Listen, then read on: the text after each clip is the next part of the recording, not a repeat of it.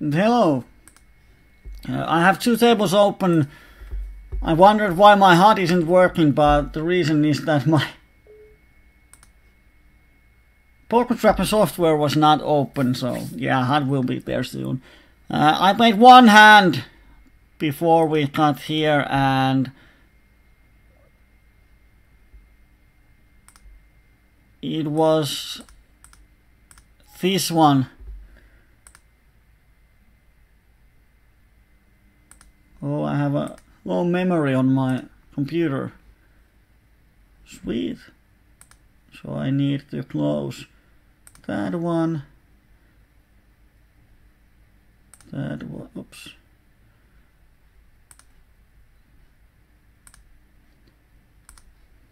Just a second, I have some problems here. I'm closing all my unnecessary softwares.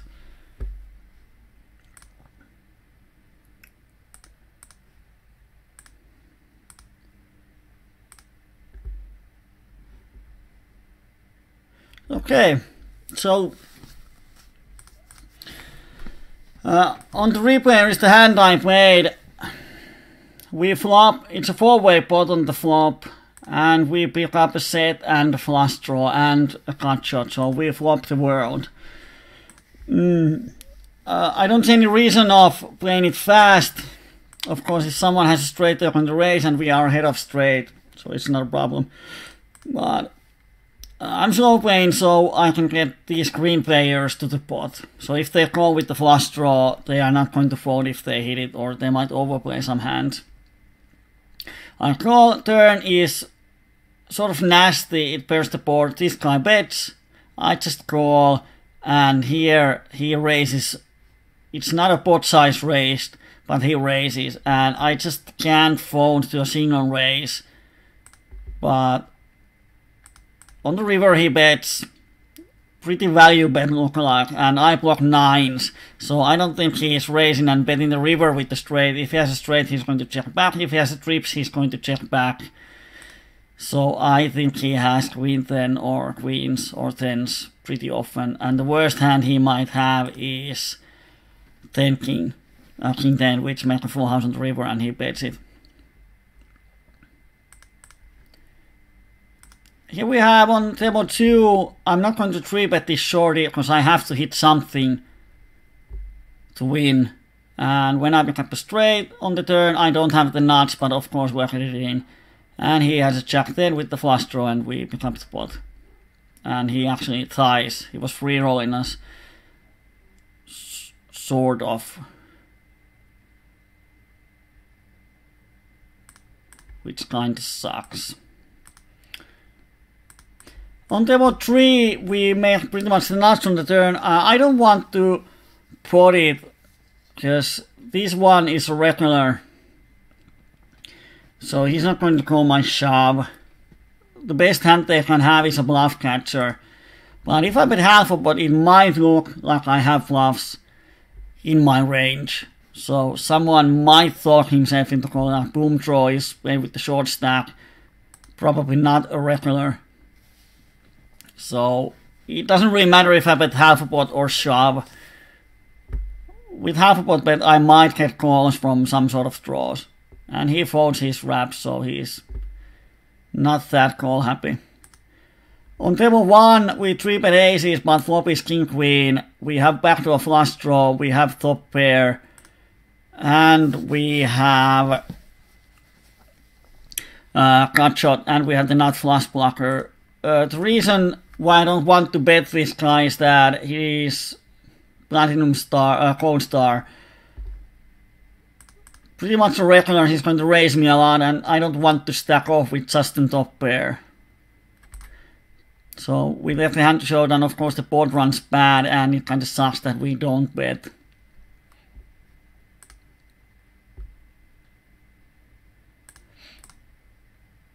C-betting is better. One benefit of checking back is that he might make a lot of bluffs on the turn. Of course the 9 is not a good card to call. Turn bets. But let's say it's a 5, he's going to bet we are pretty much always out of his range. And now when he checks, we take the showdown. And he had air. But he might have bet his air. Here we have a boom draw betting. We have a cut shot and overpair. We are definitely calling this one. I don't think this one is raising here, because if he had a straight he would bet it.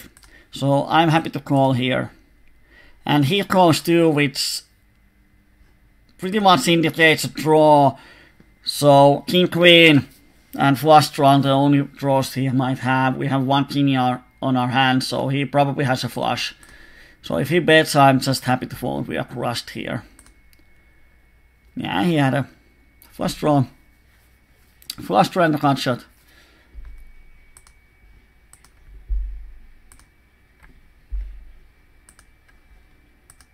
And now we are putting our poker tracker on, so we might have the HUD at some point. What I remember, this guy is playing pretty honestly.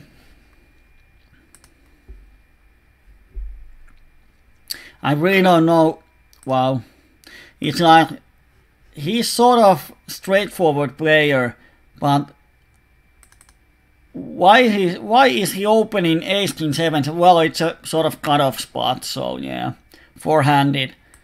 I don't hate the raise, but calling 3-bet is pretty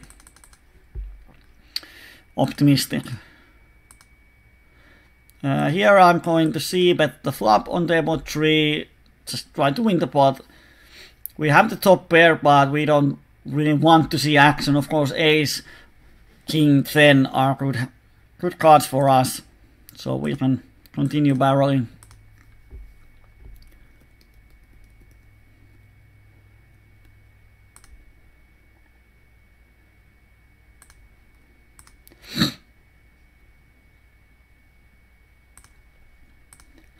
On table 4, I don't see bet with my open-ender, because I hate to be raised.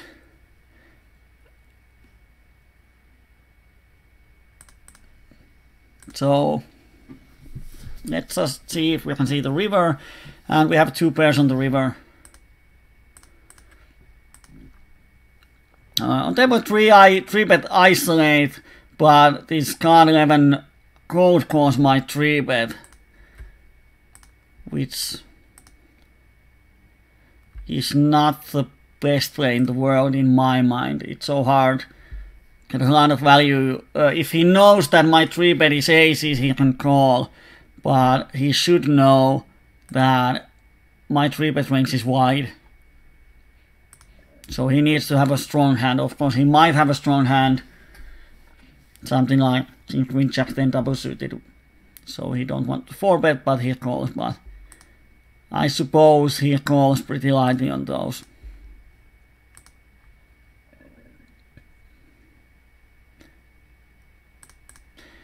On table 3, I hit the bottom set. It's a limp spot, so I'm donk betting this one.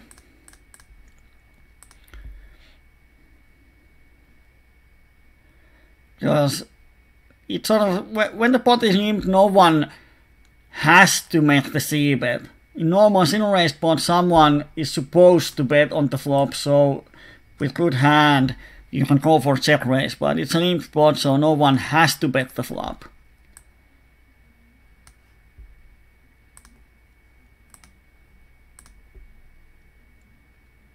And it seems that table 1 is turned into Wreckfest, Chitul is a regular, Muschos is probably a regular. So many regulars on these tables. Where is our HUD? I don't know why it's not working. It's importing Ginion hands.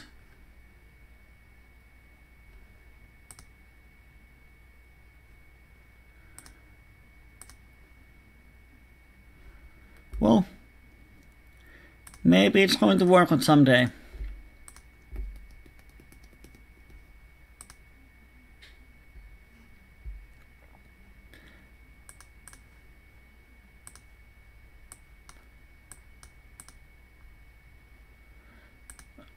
I'm going to put myself into a waiting in stuff, few tables. If there is some problems with the stream, like it's lucky or buggy or whatever, just let me know in the chat. We have had some problems with the Twitch, so if we are having problems, let me know so we can fix them. Like last week we had 12-minute delay, which is insane.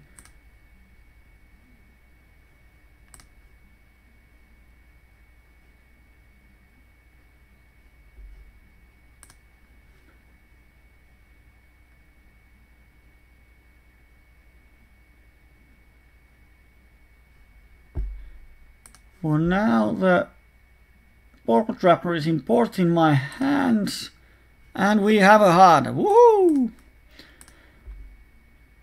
Alright, so I'm putting myself in the waiting list of some of these tables that don't have that many regulars. They're kind of sucks. There's so many multi-taping regulars on the tables that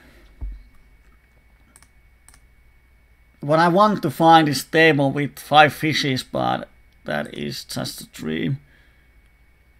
Today's bankroll management is around 11 buy-ins. So normally we might go to PLO 50 with $240, but today, as we have had such a bad run, I'm taking it even more cautious. So I'm going to be 25. If we had a huge upswing, then we might go to PLO 50 in the end, but we start on PLO 25 and see how it goes.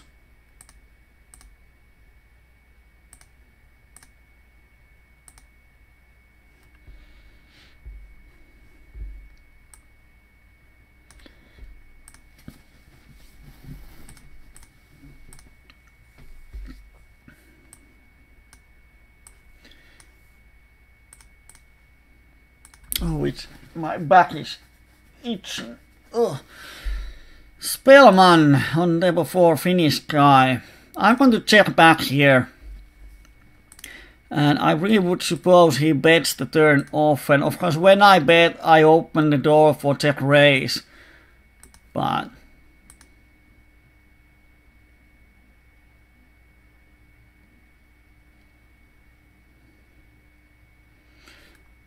this is such a weird line.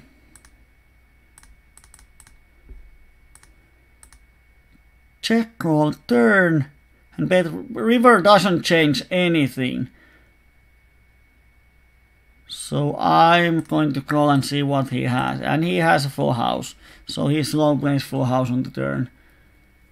Alright, we make a note. Here on table 1 he raises. We have only 375 in the pot of over 20, so we have to call. And he has a straight, so our flush draw is alive and it's enough to pay. So let's make a note.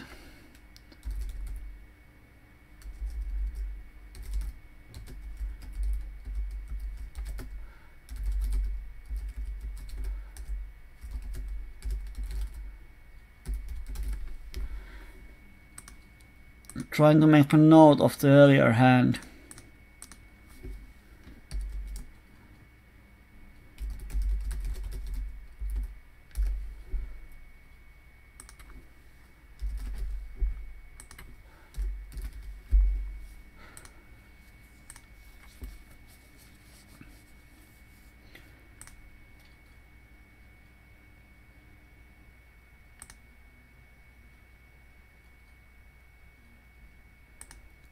Here he pots the river. It's last time when he value betted, he betted half a pot. So this might be a bluff. The only hand that beats me here is pocket jacks and jack 10. I don't think he has a jack 8 or smaller full house. So as we saw that his value bet was smaller bet sizing, I really don't think this is value bet that often. Of course, I might be wrong, I have no information, but I think it's 1 out of 3 times it's a bluff. and it's Jack 10, which is one of the hands that beats me. So he is kind of owning me now.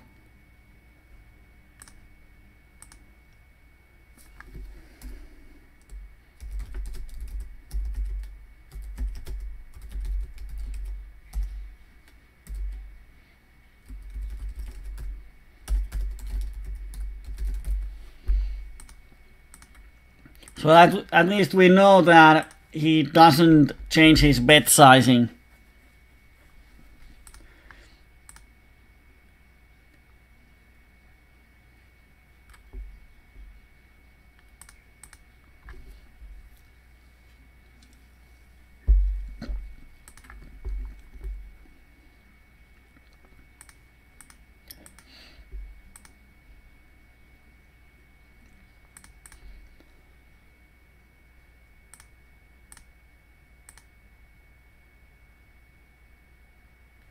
$36-0, he is probably not going to bluff me, so I bet myself on table 3.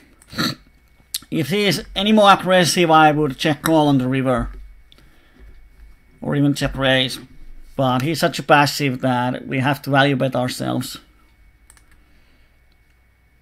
This is strange, a regular is limping from under the gun. It's such a weird line. We don't have any notes on him.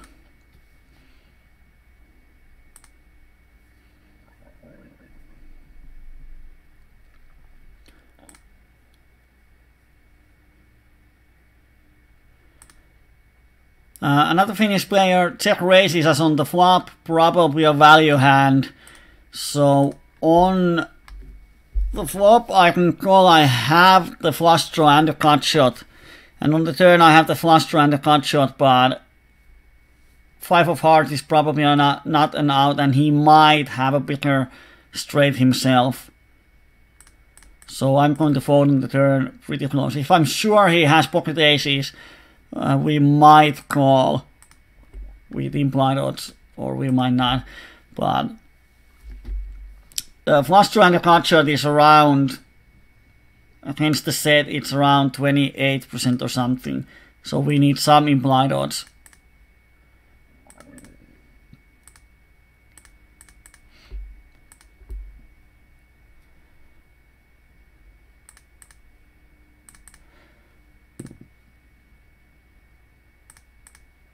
Spellman seems to be pretty aggressive.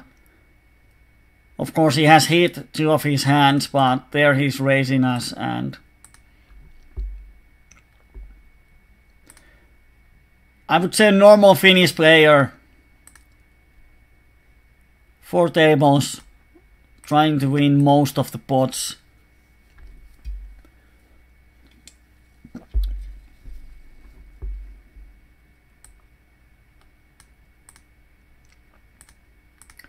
And once again, when you're table selecting on micros, especially PLO 25 seems to be a problem, because when you put yourself in the waiting list of these high flop percentage tables, after 5 minutes they can go down to 25%.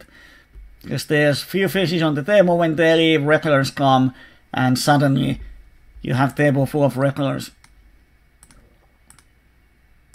Like this card 11 is playing multiple tables with 33 and 10.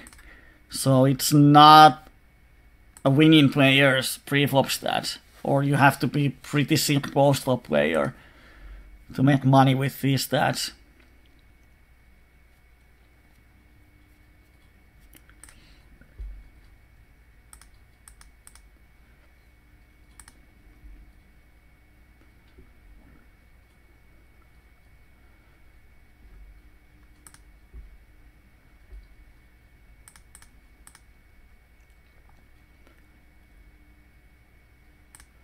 And I'm going to open these tables and try to find 4 good ones.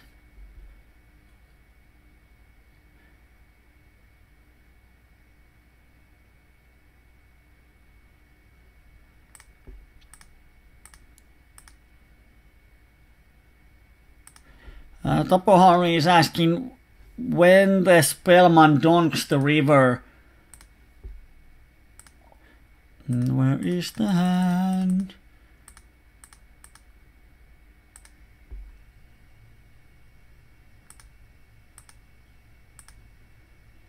Here, yeah, the flop is, if I remember right, did I bet the flop?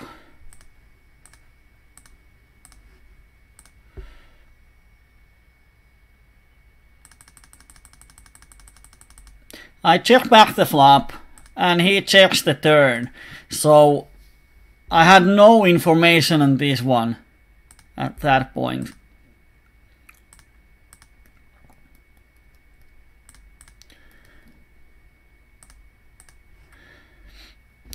So when he checks the flop, yeah, it doesn't narrow down his range, but when he checks the turn, he probably doesn't have at least a full house. Because if he has Queen Jack or King Queen, I would assume he bets the turn, because there's a real possibility that I check back the turn and he's just missing a lot of value.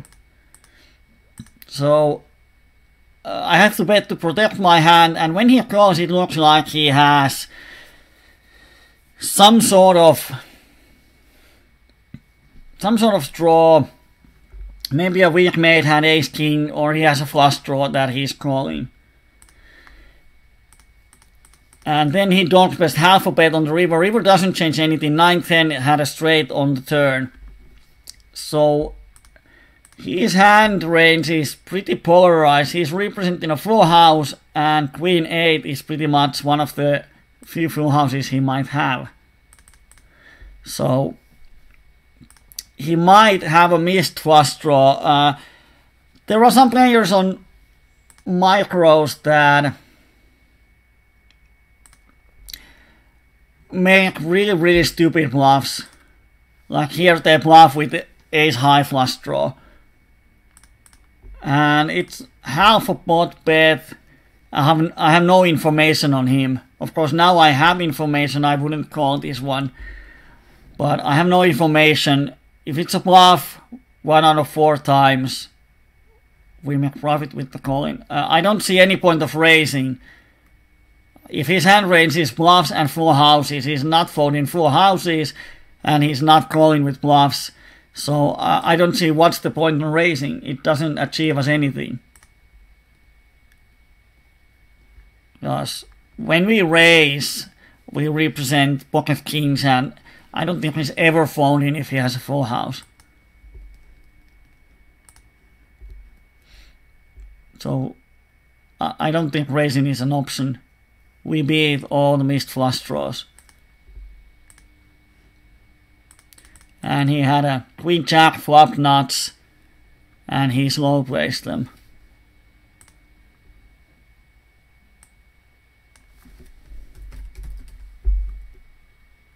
Yeah, I have to make here that he had a nut boat.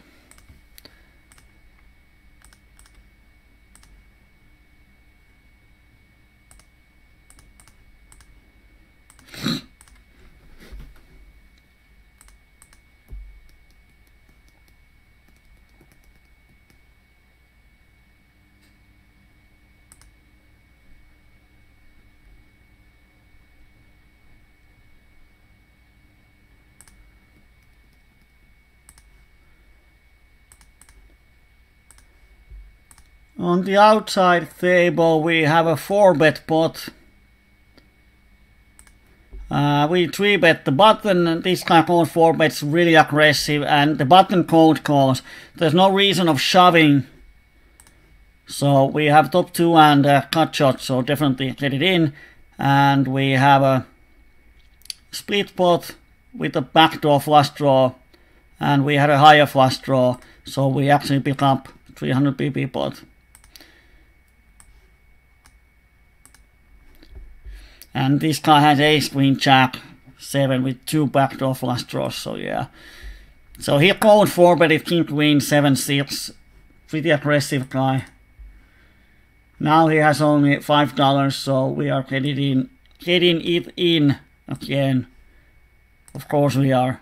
getting it in with this hand.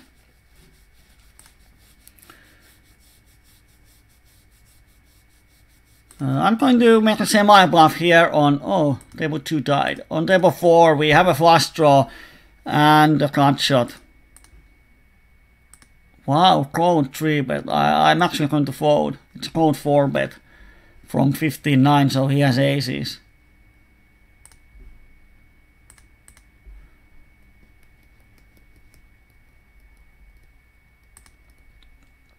And here on table 4 I have to bluff the river. And he folds. So I'm going to put this into here.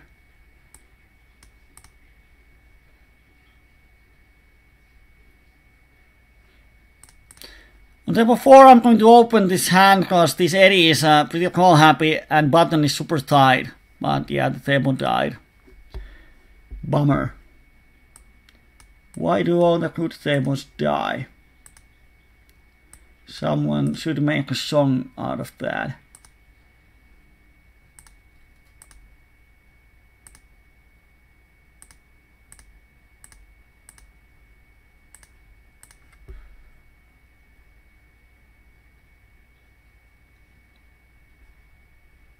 I'm going to leave, they are so tight players.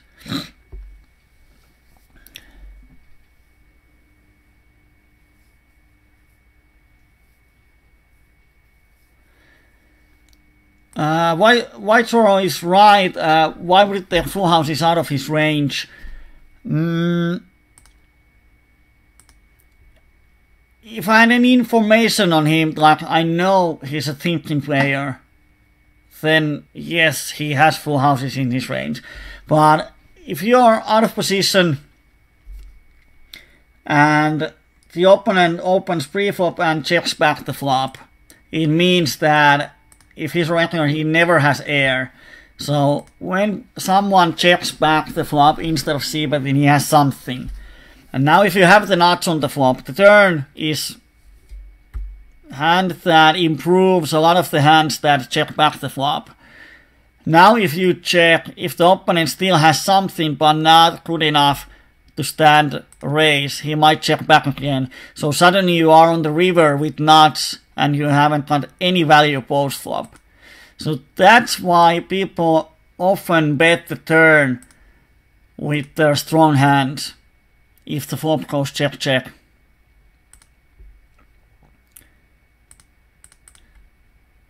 So that's why I assume, and I had no information on him. So if I want to play against average Spiel on 25 player, they don't check back full house on the turn.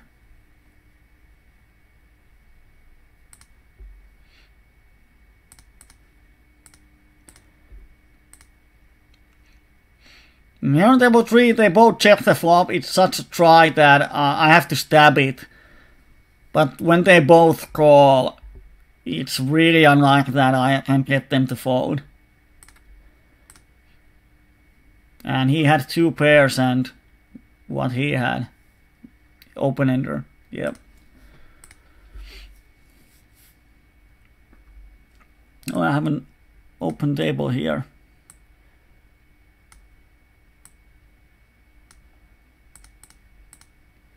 If he don't bets the turn, it really changes, because then he really has a lot wider range. Then I would just call and re-evaluate the river.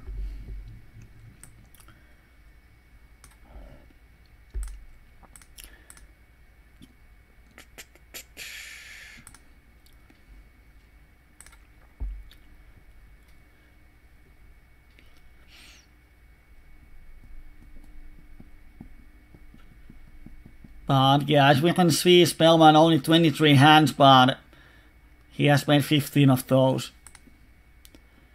So, pretty typical average Finnish player. Wants to have action. Wants to overplay everyone.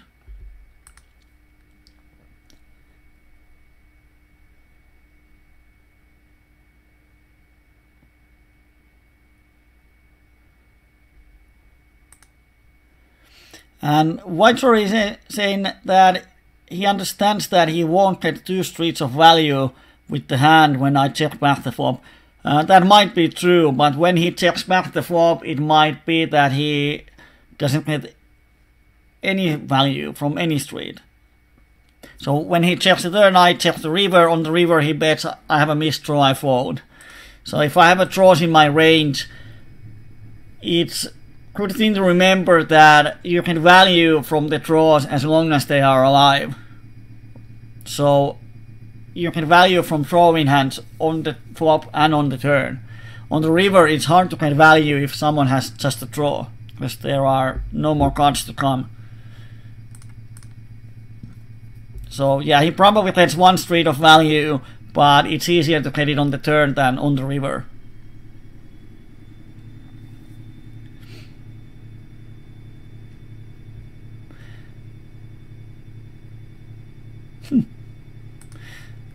Pretty aggressive player.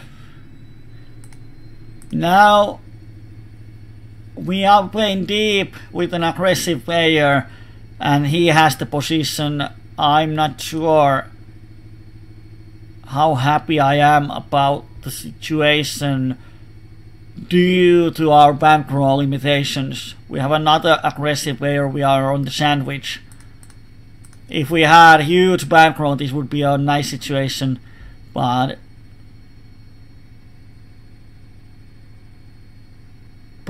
good or bad run shouldn't affect our decision making, but here it actually does. I don't want to embrace the variance. They were 1 flop, pretty nutty, full house, flush draw, cut shot, no action. Yeah, well, it's an ace high flop, and we made a 3-bet, but if I don't make the c-bet, it's even more suspicious. So I bet, over half a pot to get some value from his draws, but he didn't have anything.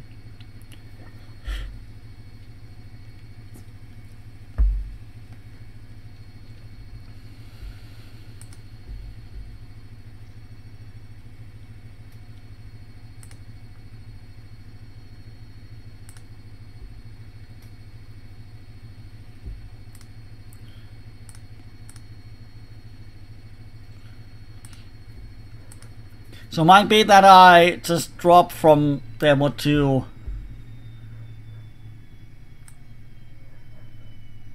Wow. There's 2 aggressive players and the flop percentage is 22. There are 2 nits behind those aggressive ones. So yeah, it's not a great table. We are in the sandwich between the aggressive players and there are 2 nits behind us. Chillington is making a 3-bet. No information. It's first 3-bet in 81 hands.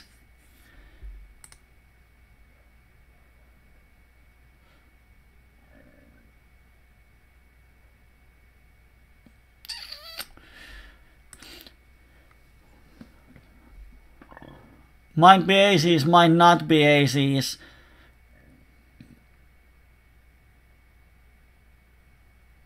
I just can't fold because he's a Finnish and he's a regular.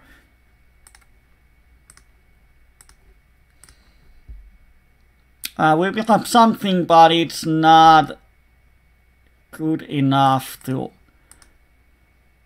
bet because ace might be dirty out. It's not an out for us, so we have to hit 3, 10 or king, and that would be just 8 outs. It's not enough, so I'm just folding here. If I had like a jack instead of this ace, so I have pair and probably 3 live cards, we can definitely raise here. Against pair raises we have 40%, so we don't need much folding equity. But now we don't have any idea how he plays his aces. And against unknown, when he makes his first 3-bet, fold pre-flop is 2, it's fine too. Because we have a suit and 3 Broadway cards, but ace, we don't really want to see an ace on the flop. 3 is not playing with king or 10. So yeah, folding is an option too, because we don't know anything about, and it's a first 3-bet in anyone's hands. Here we have a 13 out of wrap and a pair. It's enough to make a c-bet.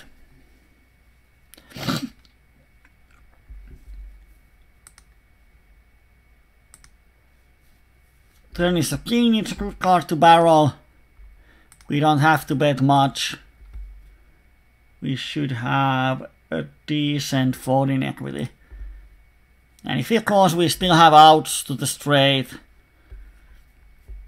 And now we pick up the trips. He's not folding any king.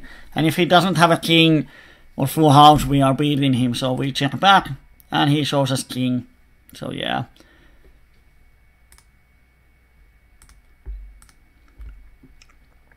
He didn't have that many good outs on the turn to continue.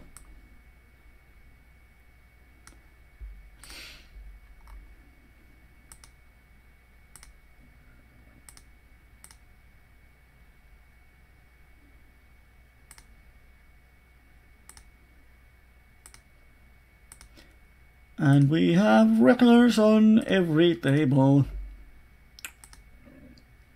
Wow.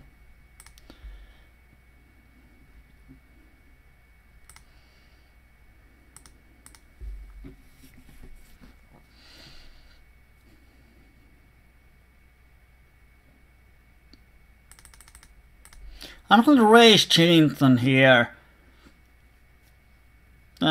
One reason is to protect my hand, and the other one is that just to give him pressure. And if he raises me, he has a strong hand, he has me beat. And if I just call here, the problem is that I can't represent the straight on the turn. So if the turn is blank, he checks, I can't represent the straight. So if the board was rainbow, I can call with, let's say if I have the 9-6 and the board is rainbow, I might just call. But when there's a flush draw, if I have a straight, I'm going to bet it always. So for that reason, to make my life easier, I just raise the flop. And just to put pressure, he is on multiple tables. And we see how many tables. No, we can't, but he's playing a lot of tables. Just to give him some pressure.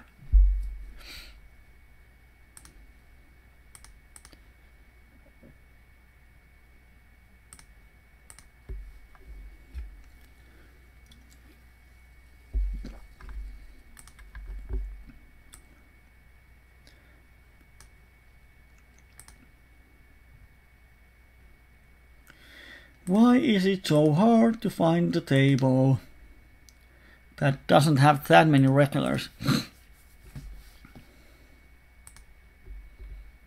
Well, Bombam is my friend. I'm just going to mark these green players. Tima, VPIP 50, yeah, he's one of the better ones. Map 20 out of 24. Yeah, he's all happy. Dennis, he's all happy. Well, Spellman is sort of aggressive, that I don't like him. Oh, and the worst card on the deck on the river. I just have to check fold. Because if he has a set or two pairs, he's just going to check back here on the river. So I don't think he's ever going to bluff me. And when he calls flop and turn, he probably has a flush draw really strong in his range.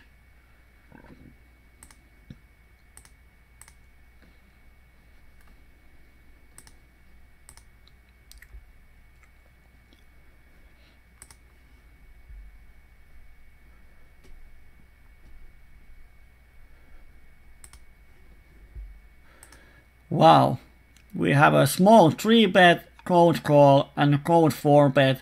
I assume Chillington has good aces often here. So I'm just going to fold my ace.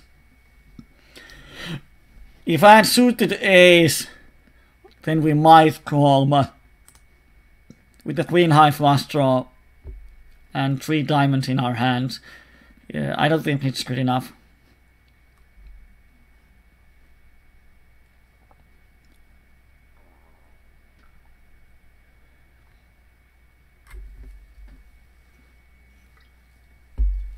And too bad we don't see the Chinton's hand.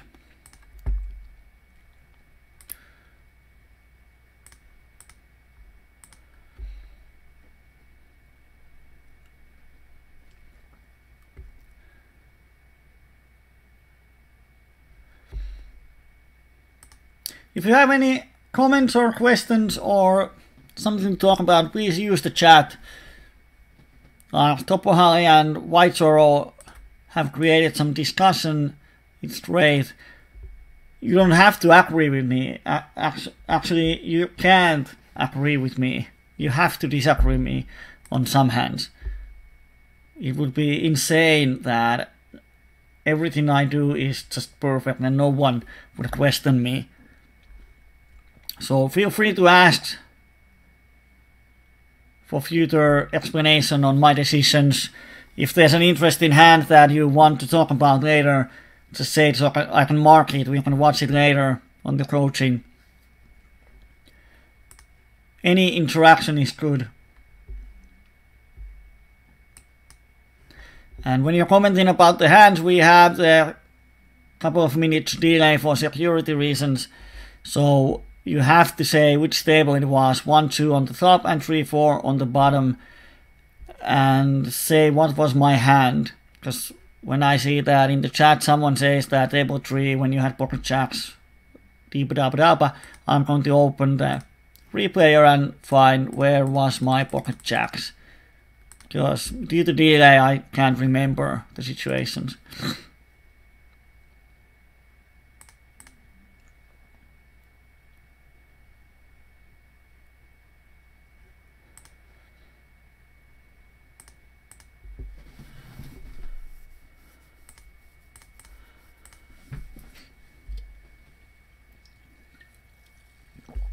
Spellman calls the flop, insta checks on the turn. I'm not going to barrel him, so I'm just giving up here. Of course, if I raise, I don't know if he folds his flush or not. Well, we can try. We can represent the full house pretty well. If we had pocket jacks, this is how we would definitely play it. And he shoves on us, which is pretty sick. Wow.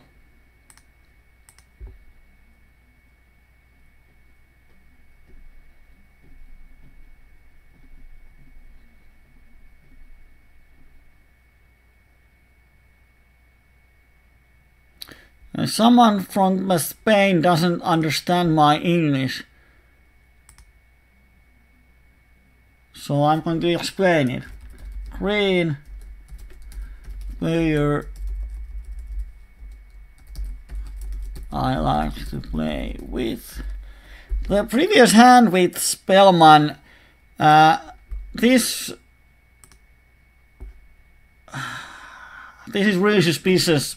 But I know the delay is close to 2 minutes, so there's no way he could see my starting hand on that hand, even if he's watching the stream. But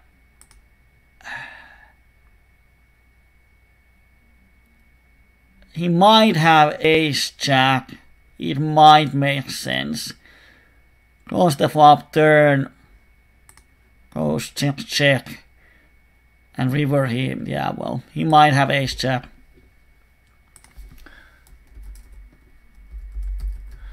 Brown is regular and yellow aggressive. Those are pretty much the colors that I use.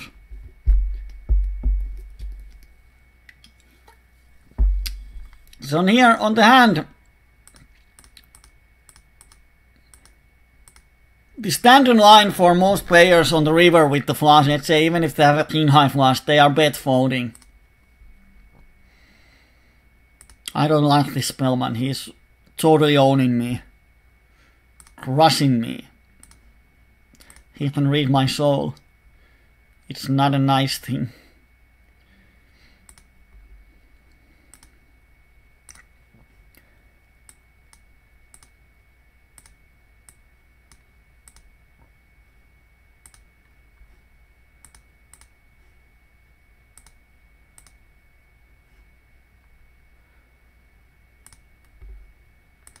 Chillington had overpair and flush and he didn't bet it on the flop.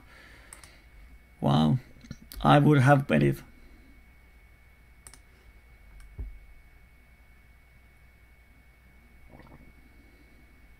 Well, yeah, he's out of position.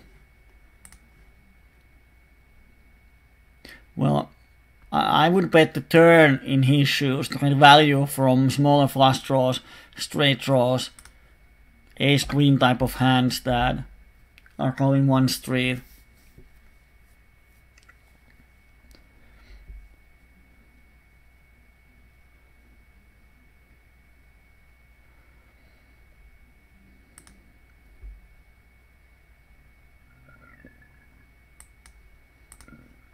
No, we're just waiting. I'm on a waiting list on almost 1 million tables.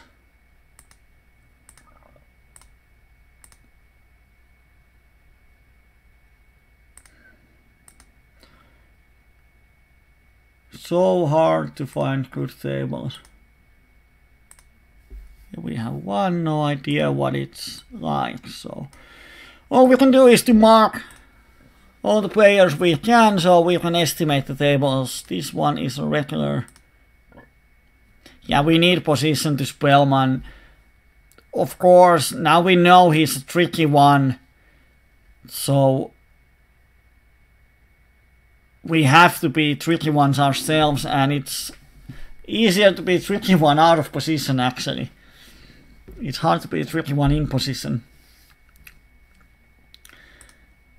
But let's see. Well, there's one green player on the table, and it's so hard to find green players today, so I'm going to stick there for a while.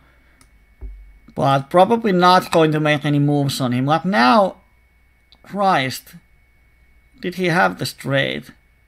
Oh yeah, he had a queen, then I looked at he had just a cut shot.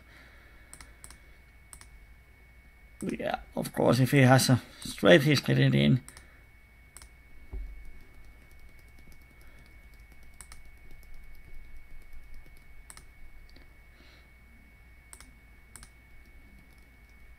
And he had the 7.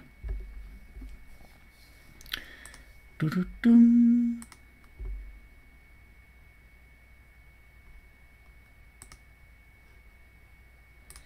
Well, when he calls with middle pair on the flop, he is a call happy player in my books.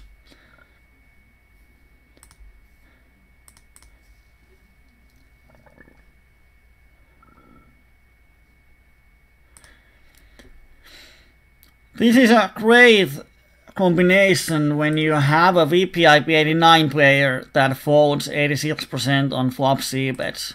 If he keeps those stats up, it's like printing money. Like playing all the hands and folding everything but the strong hits. Freestyle rapping in English. Well, Pro can do the rapping. I can't rap even in Finnish. I can rap with children, because they are not so demanding. You don't have to be that good with those.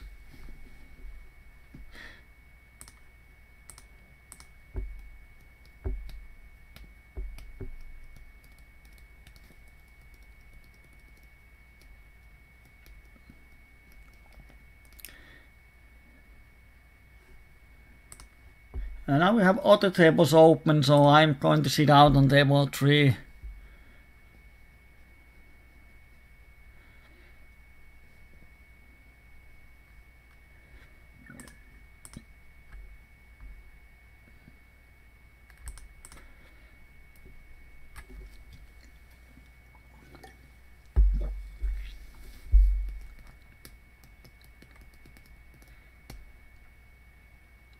I'm finding a lot of these like ace king 8-5 suited ace from the small blind against small open.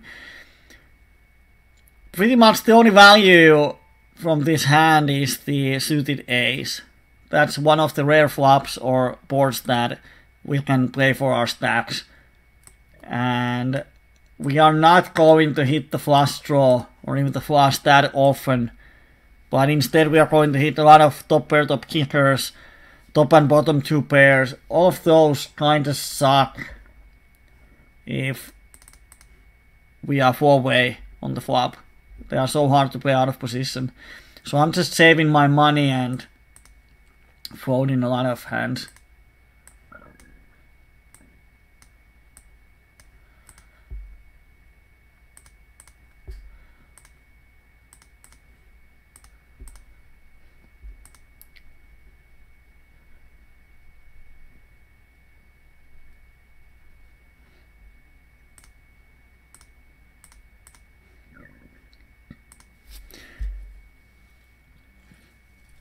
Now we have 8 tables open, so I'm going to pick up the cherries and see which tables are good.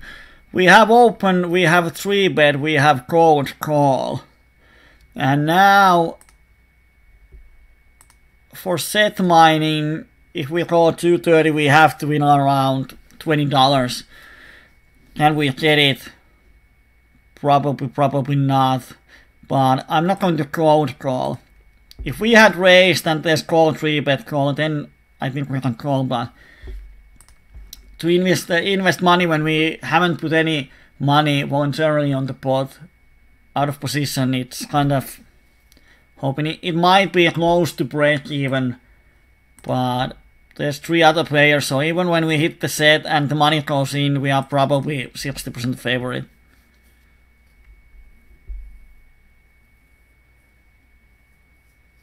Table 1, ace king, ace high suit, we fold. What are we talking about?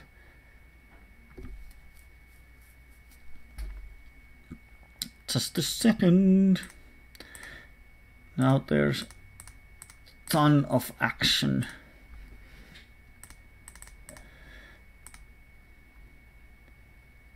Button isn't loose, but he's a regular. So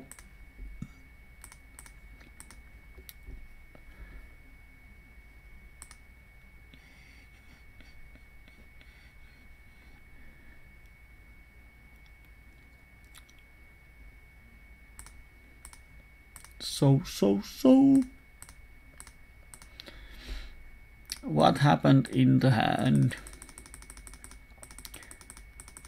Yeah, he is not the problem. Problem is that there are still 3 players to act.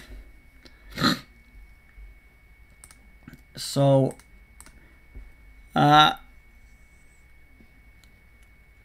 if we can get a heads up board, yeah, I'm pretty much calling with a lot of hands against VPIP 85.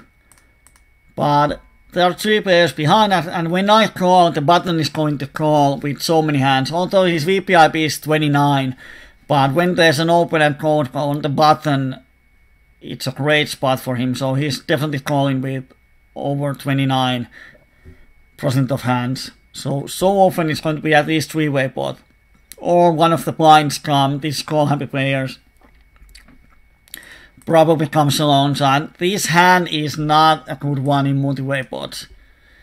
Pretty much, it's the same type of hand that I folded on table 4. We are going to hit top pair, top kicker often. We are going to hit top and bottom 2 pairs, bottom 2 pairs.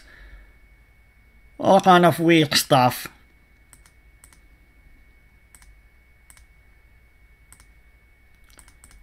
So I don't want to put myself in the 4-way pot with a weak hand. The roar donks the flop. Now I don't have any information on his donking range. He's one of the rare hands that he's just calling on the pre-flop.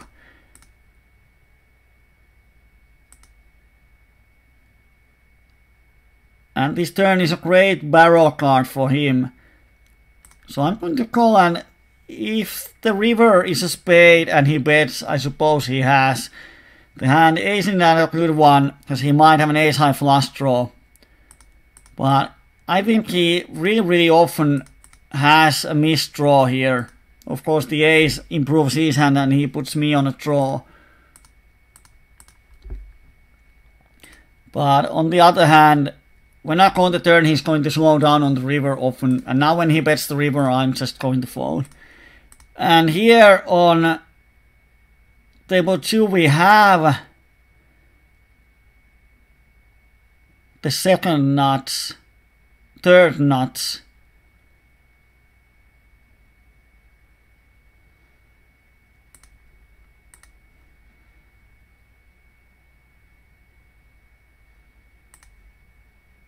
Well, we have to bet it. I was just thinking on the other tables. On table 1, should we raise the flop?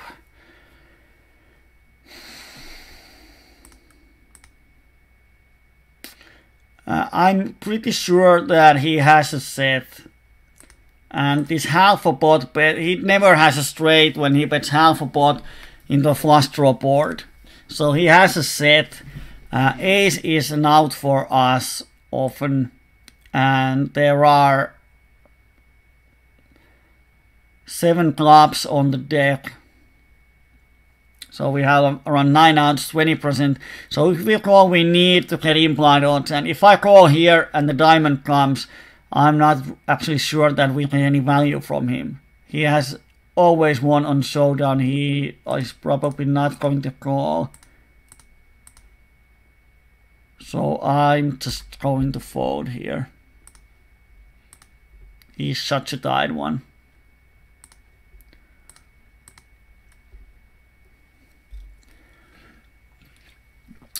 Three betting with the garbage hand against 3 BIP 80 guy is not a good option in mine. And ace king 8-5 or what was it, ace king 2 small cards, it's a bluff in PLO. Ace king is not a good one. I would 3-bet him if we had any better hand.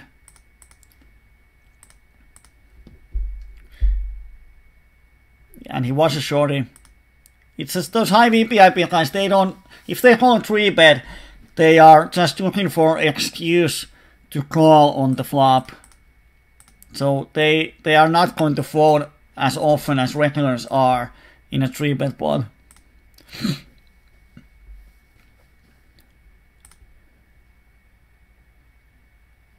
So when you start to 3-bet as a bluff against calling stations, it's when you create a big pot post flop. And then you don't want to triple barrel those calling stations. So I would 3-bet a lot there, but I would 3-bet with the hands that can hit something.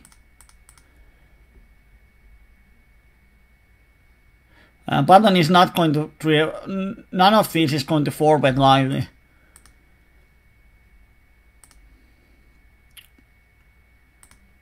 I'm going to fold here.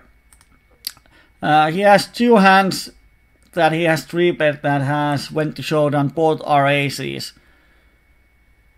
So to call here with bare kings, we are not going to get profit, because he's not going to stack off in any king high boards. So I'm just going to fold it.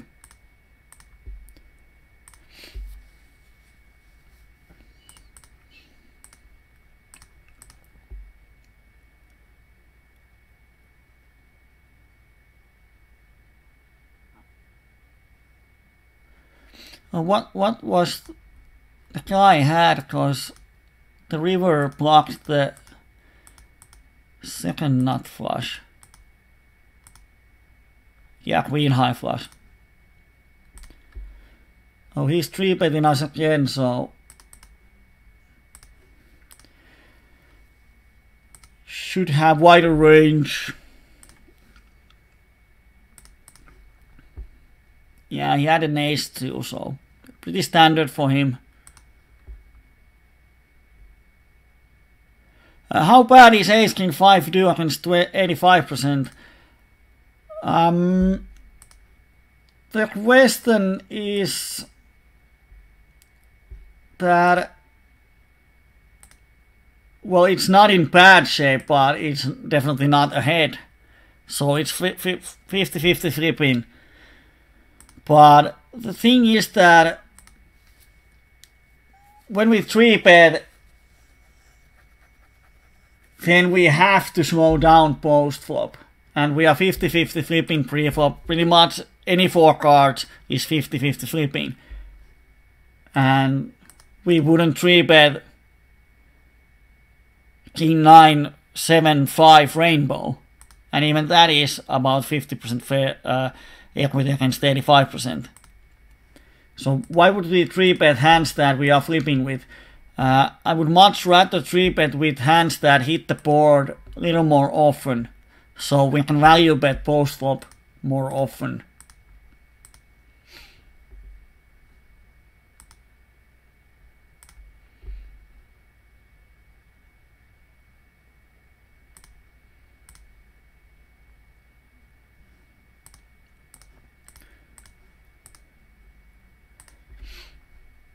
Now we have to close some of the tables. Which one are the bad ones?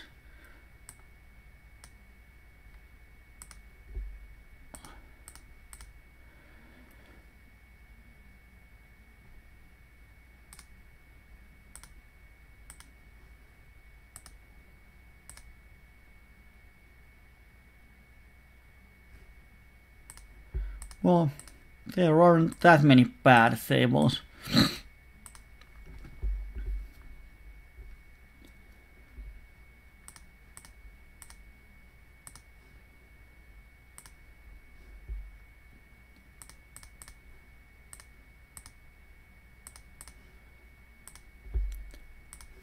Let me see if I can open an equity calculator.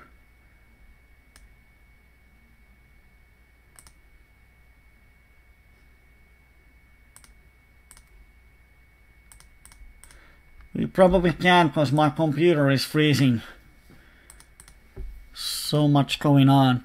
On table 3 we open aces. And flop is sort of dry-ish.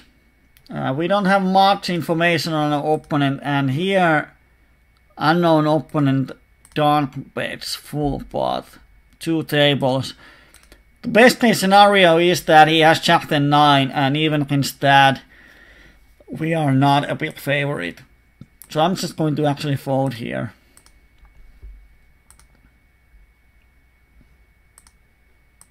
Because if I call, there are not that many turn cards that I can continue.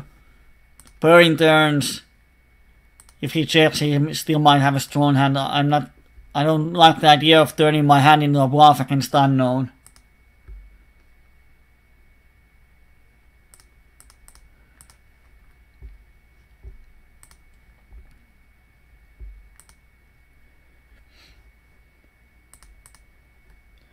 So I'm trying to open again if it now works better there.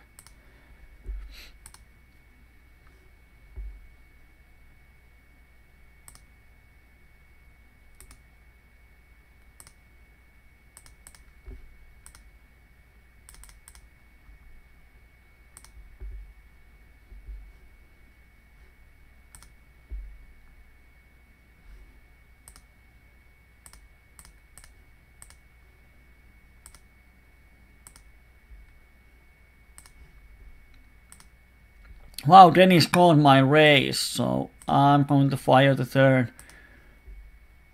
So many draws in his range, and river completes the flush, which kinda sucks. So we check back, and he had a flush draw.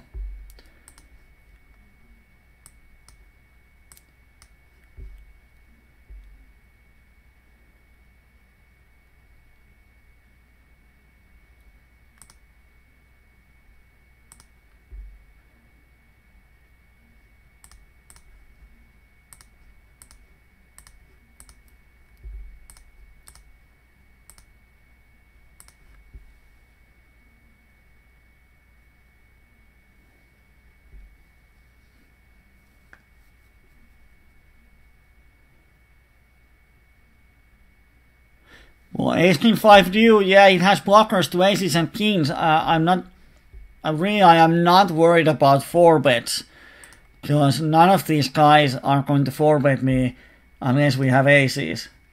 But the thing is that even when you have 50% pre-flop equity with ace king 8 deuce or whatever it was, it's sort of,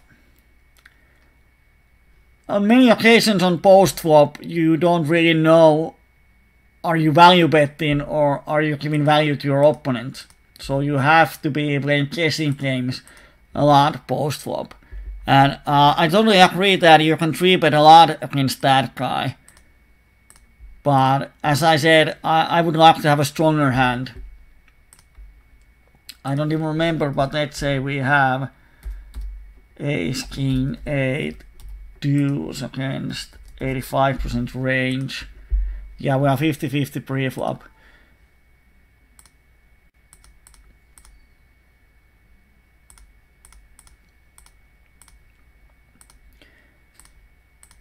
Because in PLO, let's say you have ace king 8 deuce and the flop is ace jack 7.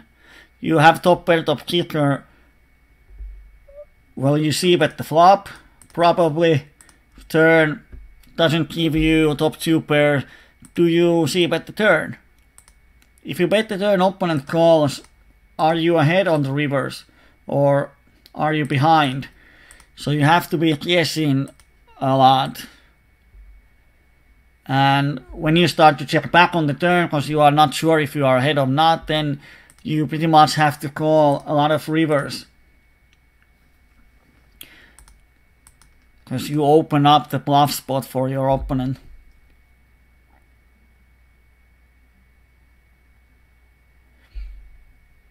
And the players behind, ace king only blocks against aces. Kings are not a problem after we 3-bet. But when we make a 3-bet, the button is probably going to call 1 out of 3 times.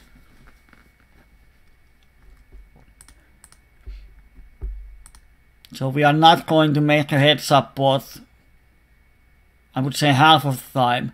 Because there's a calling station on the blinds. He was sitting here, and if someone lets we 3-bet, someone calls, it creates domino effect, and suddenly we are playing a multi-way pot with the hand that creates a lot more problems in multi-way pots than good spots.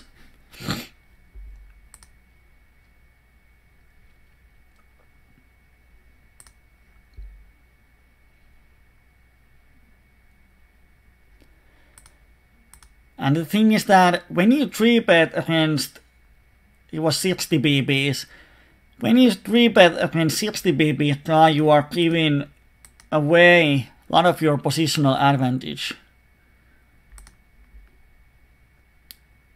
And if your ranges are 50-50, you are pretty much just flipping against him. It's about who hits the board. And if the SPR is 2 on the flop, there's no room of bluffing against calling station. So pretty much we are just creating heads up flips.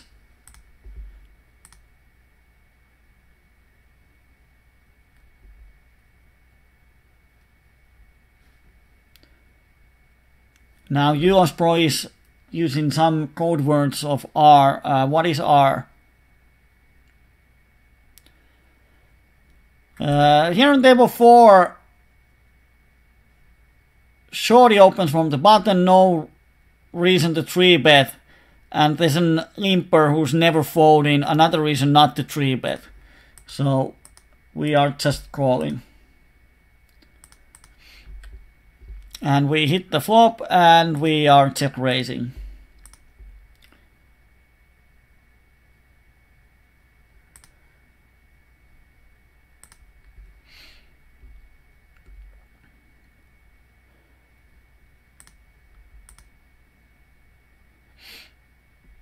But no one made the bet, so we are betting on the turn.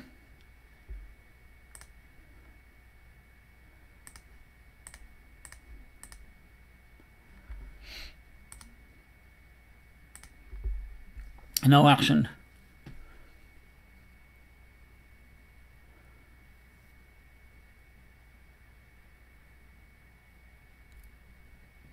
Was he the one who's folding a lot of c-bets?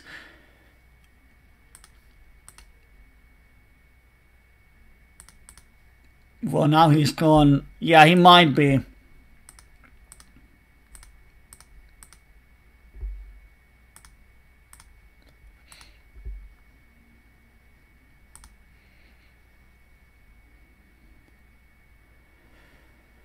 Oh, we have ace high. Have to bluff the river. And he folds.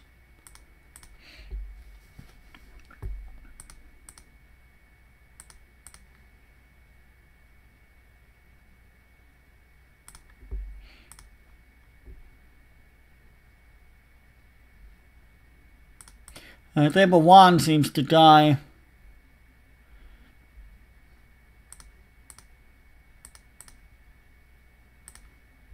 And on table 4, river is really ugly card. And luckily the opponent checks, so we can get a free showdown. And he made the straight, but we made money on that hand. And here 78-11 donk bets. Which is kinda strange. And now we have to decide if we turn our hand into a bluff. If he has set or 2 pairs, he's not folding. Whip up is 78. I'm just going to check back and see if we can get the showdown.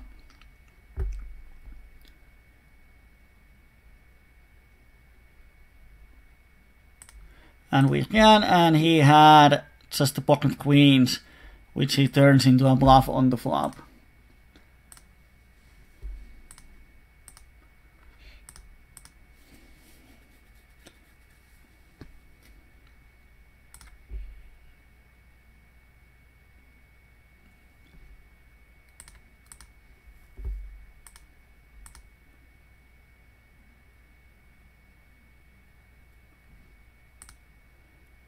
The thing that I'm trying to explain is that with those ace, king, 8 deuce type of hands, when you hit strong, like you hit 2 pairs or better, it's easy to value bet. And there we had 3 players still left to act. One is button, who's going to call with the wide range. There's a small blind who is call happy, he's going to call often to see the flop. So we are not going to create heads up pot that often from that position. And with ace king 8 deuce, we are going to flop 1 pair so often or a cut shot. And now the question is, do we value bet those type of hands? And if we are not comfortable of value betting those type of hands, we often go to check mode. And when we don't value bet our hands, we are pretty much going to showdown with our opponent, and our ranges are 50-50. So it was just a flip. If we go to check mode and the opponent bets, are we calling with our 1 pair? Or are we just folding? And it's easy, when we hit the hand, it's easy to play. When we have total air, it's easy to play. But with ace king 8 deuce, the gray area between those is going to be super wide.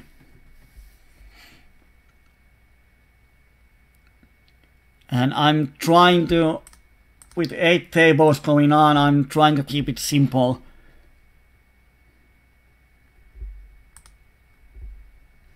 And even if I was playing fewer tables, I still think that I need a little bit stronger hand.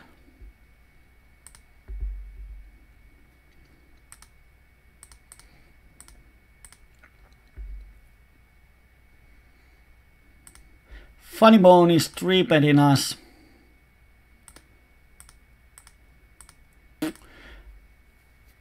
Flowmaster is going to call, so we call, create 3-way pot, and this is one of the ugly spots. 29-21, sort of regular, probably has more in his range than just aces, but this c-bet is so small that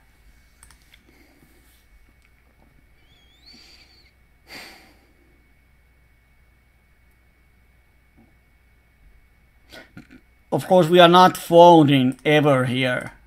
Why would we call with this hand? But do we get better value by just calling or raising? Because when we raise, he's going to fold, and now Flowmaster shoves. That's a 6 spot.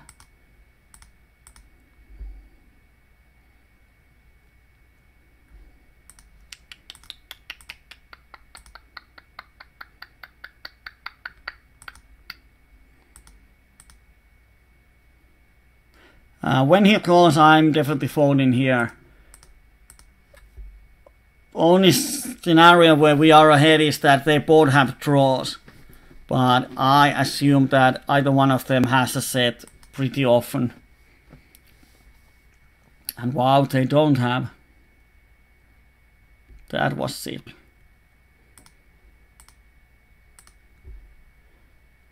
Why is he shoving 7? And wow. Now, results-oriented thinking, that was a bad fold, but I think when it's a 3-bet pot and he shoves and he calls the shove, I would assume that his range is a lot tougher. Wow. Super strange.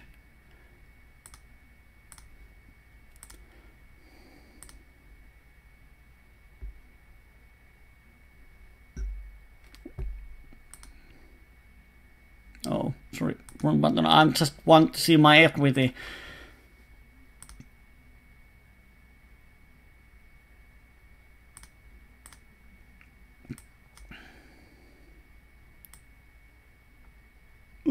We can't see our equity. Where's the replayer?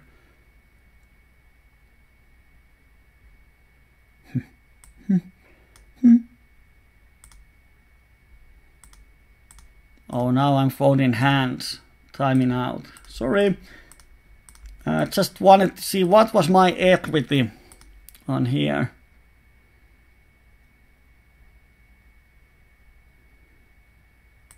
Oh, I'm going to mark it and find it on the replayer.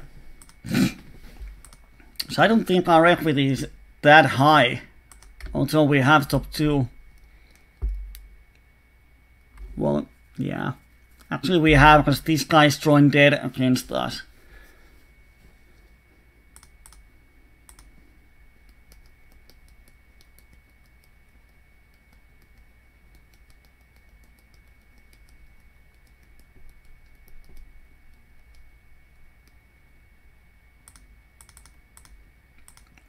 On table 1 I'm c-betting my flush against Dave, recreational player. If he has a smaller flush, he's going to pay me off on turn and river. And he was 50 and 0 recreational player. I don't think he's going to turn his hand into a bluff that often on the turn. So it's a straightforward value bet with a good hand.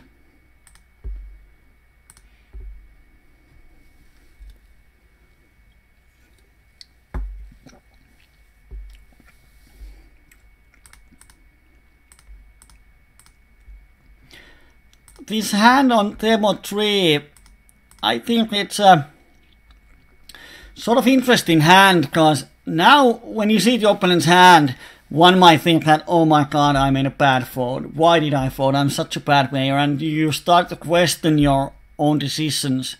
But when you make the decision, you don't know their hand.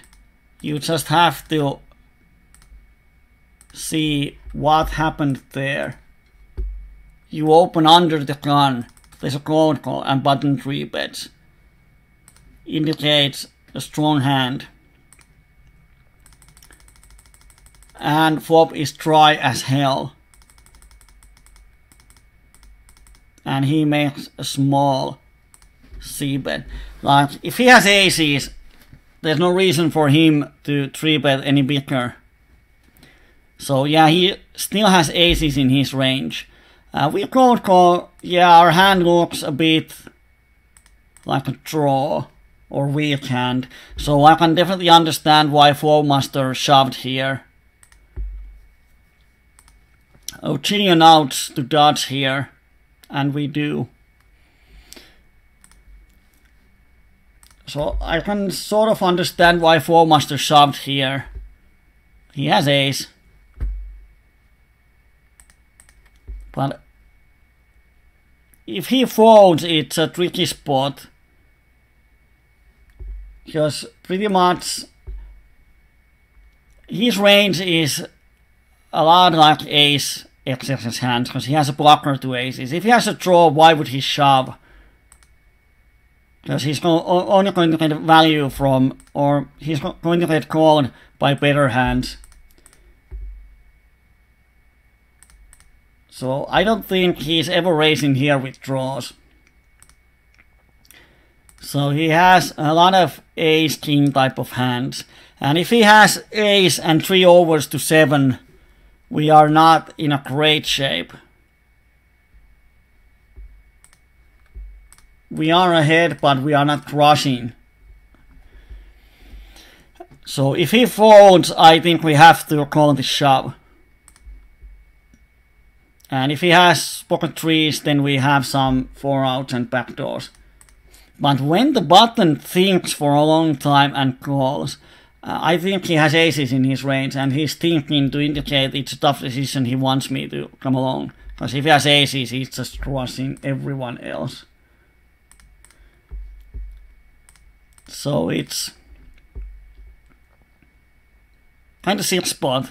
I think that this call is such a strong play that I'm folding my top 2, although it's top 2 on really dry board. But sick hand. Sick opponents. And I still don't know what my equity was. I think it should be pretty good because he's drawing dead.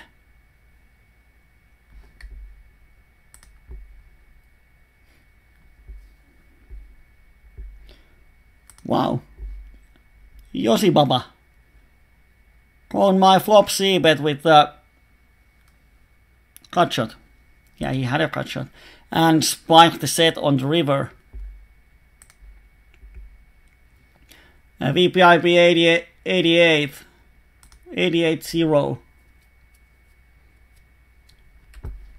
Pretty nice guy to have on the table.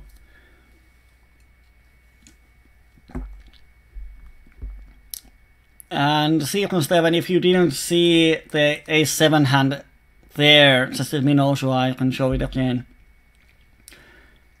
We are going to stop the session soon, because I have to wake up before 7 AM tomorrow. Sucks to be a student and have to go to school so early. So we are going to have a 1.5 hour session today.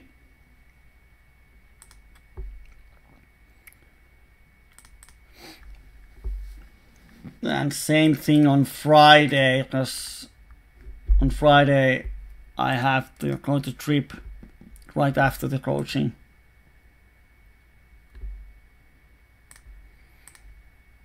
But on next week we are having a full-length coaching, so.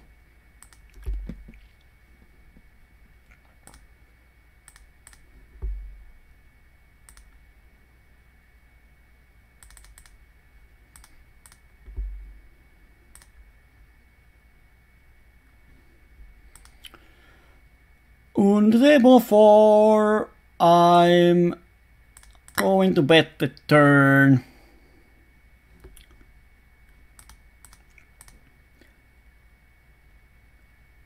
And it worked.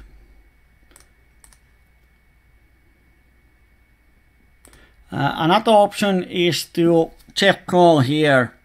Well, of course, it's not a regular, but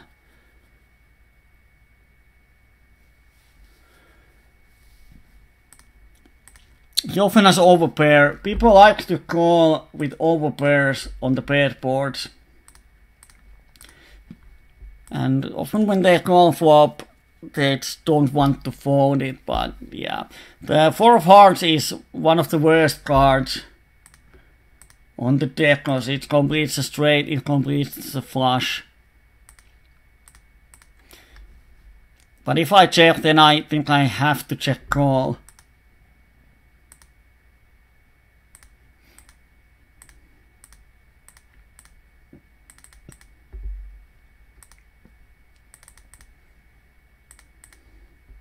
Now there's so much going on.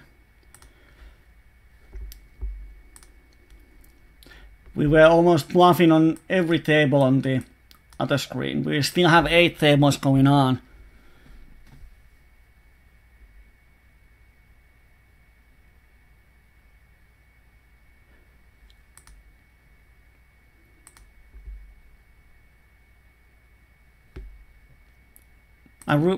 Zero Steven says something made you make a funny bones call. Yeah, funny bone call, but I'm not sure if I understand the question or if there was a question. But I hope I answered the question that you wanted to see the hand again. But I'm going to open the hand when I finish the session because I really want to know what was my equity. We have funny bone again. I'm going to call because I want these guys to come along. We have such a nutty hand that if we hit something, it's often really strong.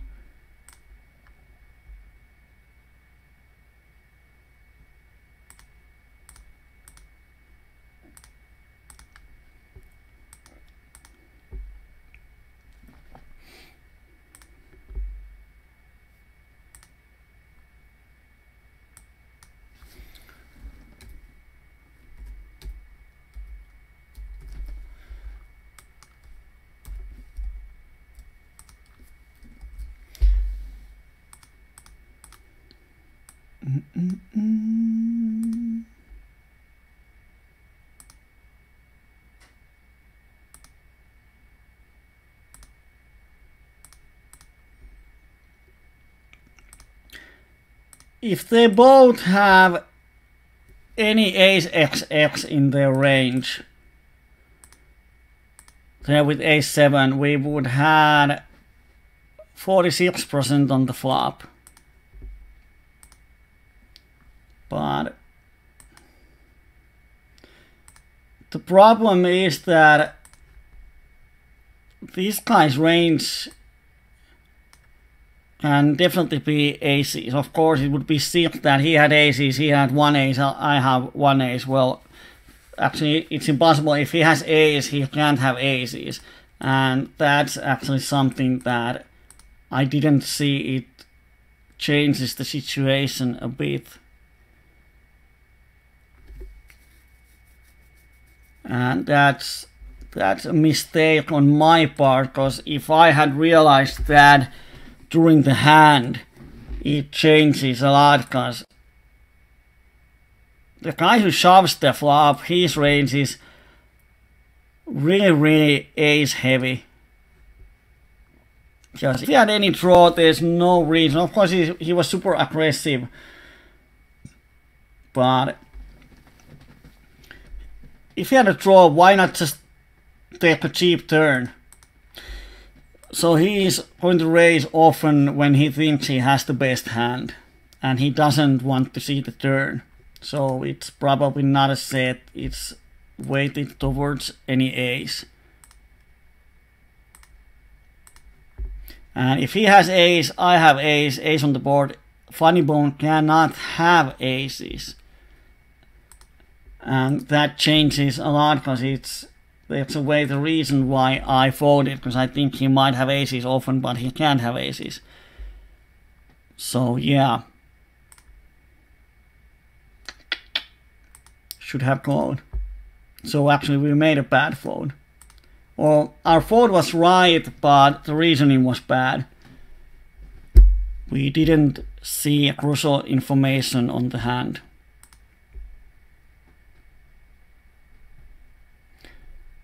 When this calling station type of player dunks flop, bets turn, he often has a set or some 2 pairs.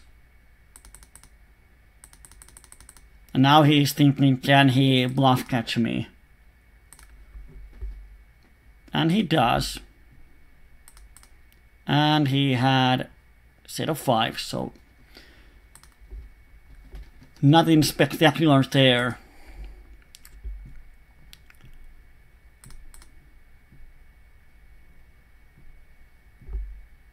Now it kinda bothers me that we folded the ace-7, because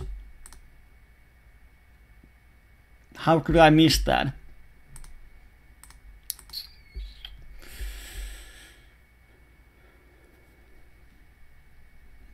Wow. Yeah, Bunny was drawing dead. We had his flush draw. He had only one backdoor flush draw. We had the other one covered. Damn. That was a...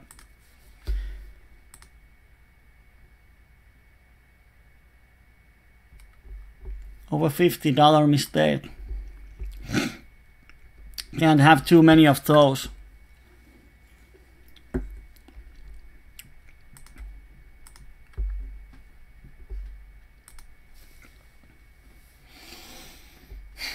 Makes me sad. I have to cry myself to sleep tonight. Yeah, but those are sort of spots that I'm not too worried that I made the mistake during the play. It happens. The important thing is that when I watch it later, I can spot my mistake. And therefore, next time it happens, I might remember this spot and think about how many aces there are on the deck. What are the ranges? But it's so hard. Yeah, well. If Funny Bone doesn't have aces, he's probably calling with ace XXX hand.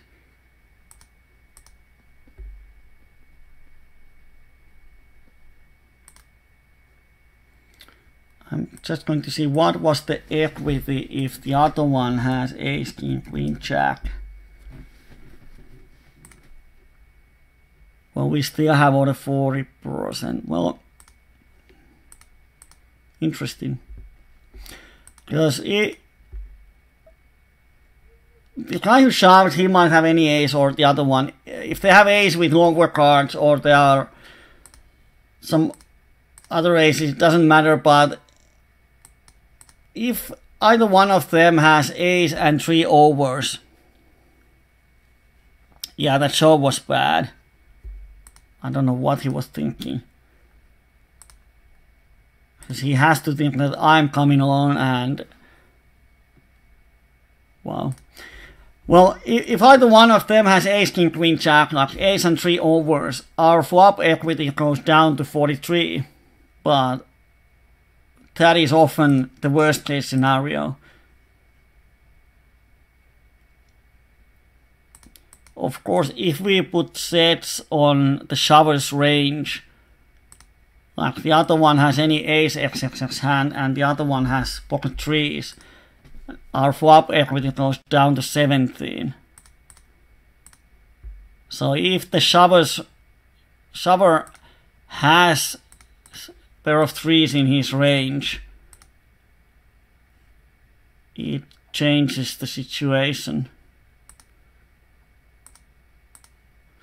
Number 3 calling station calls the flop. He has weak ace or a flush draw.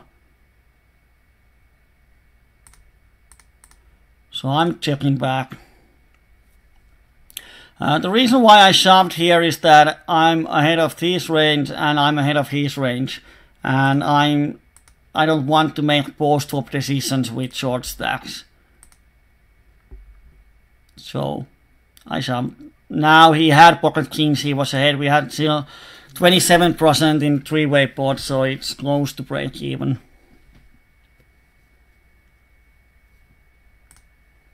Yeah. Funny Bone, or was it the Funny Bone, or was it some other player on there?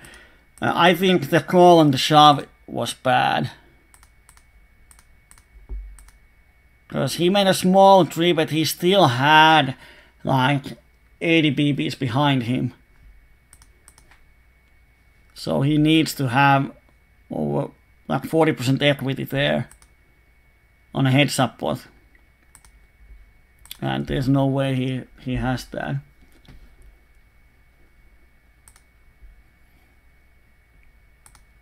Damn, we could have won $50 more.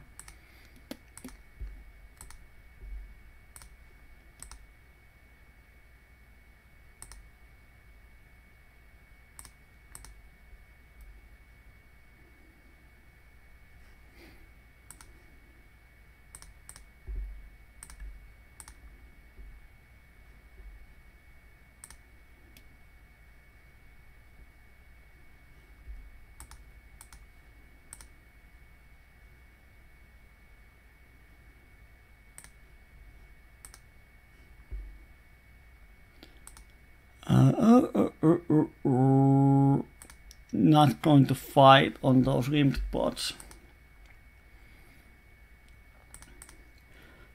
Clock is turning over half to 11, so I'm going to sit out the next hands. And we don't have to check the equities because Junior B probably had there. We had 71%, which is actually something that I couldn't even dream of having there. But shows you that no matter how much you think about your opponents, they still amaze you. Well, I'm going to mark these green players for the next coaching. Are there any more? VPIP 50. On table 2 we see that the flop he calls, so he has something that he likes. And that something is ahead of and probably not folding on the turn. And I don't want to triple barrel those green players.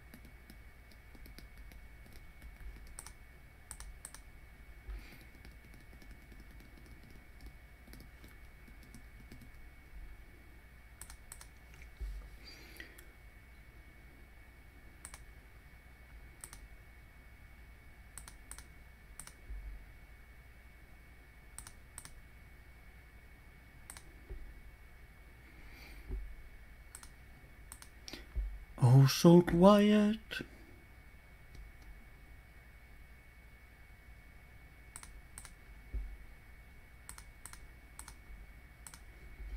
Oh, so quiet. We had aces a couple of times on the outside table.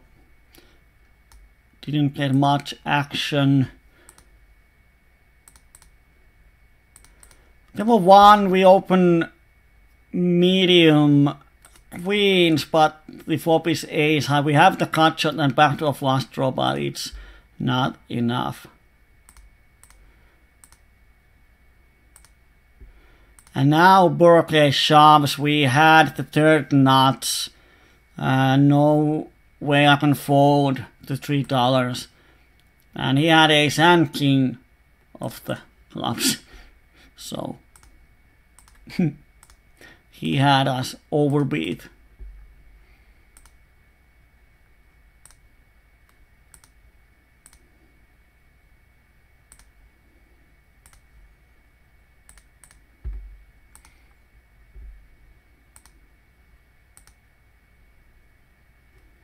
On the outside table we had flop aces, open and donks, we raise, he calls and folds. on the turn, no action there.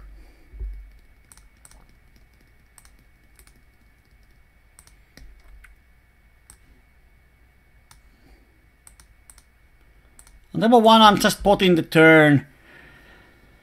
We might bet smaller, but the thing is that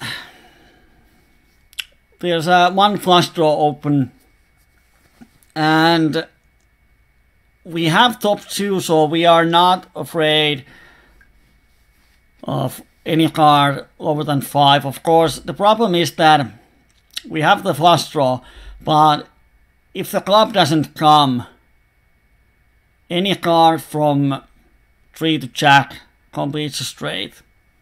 So it's like half of the deck. And any hearts creates a problem spot for us. So in here, almost half of the deck, or actually might be in over half of the deck, is a river that we don't like. So we have to check call instead of betting if we want to see the showdown. So that's why I'm potting the turn and put myself, put my opponent in the position where he can make a mistake. If I check, it's really hard for him to make a mistake here. And to win money in poker, opponents have to make mistakes. So by potting, I let him, or give him an opportunity to make a mistake. But if we are checking, it's almost impossible for him to make a mistake, unless he bet calls with weak hand. So that's why I bet there on the turn, and when he's not a regular, I don't care for balancing.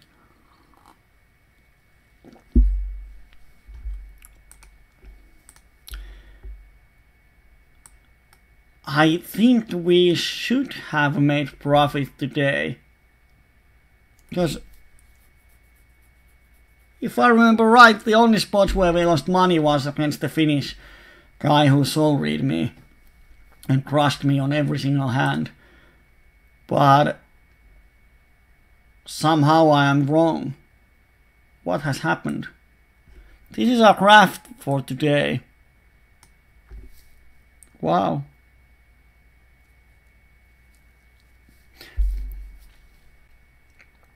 So after the big one, we came down 2.5 buy-ins. But I have to be honest, I don't even remember what the hell happened there. That's a strange one. So let's see a few of the hands.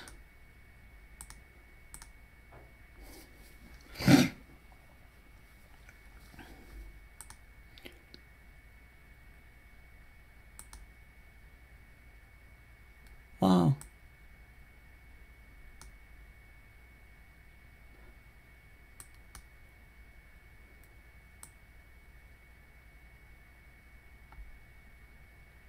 Yeah, well, these are the ones that Spellman owned us. It's like $20 or $30.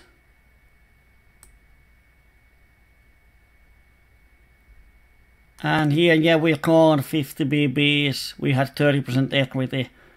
So 50 BBs in the pot of 91. Good river call. No problem there. Here we folded turn with aces.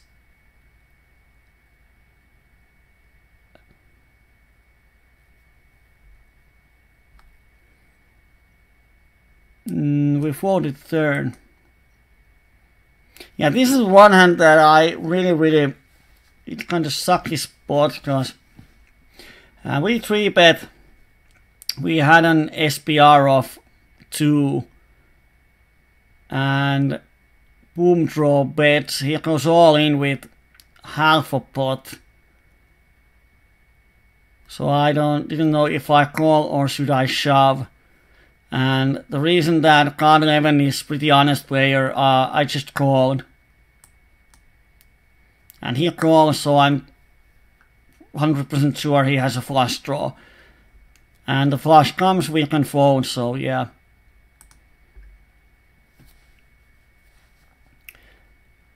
Here we had, well, this happened just few seconds ago, and there aren't any big pots, so but this doesn't show all the hands. Why? Well, there's the big hand. Wow. So when we didn't lose any big pots, I thought that we are winning because we had 200 BPs on few tables and we won the $75 on one table, but we came 2.5 buy-ins down without losing any big pots. Well, sometimes poker is strange. Well, we made a profit.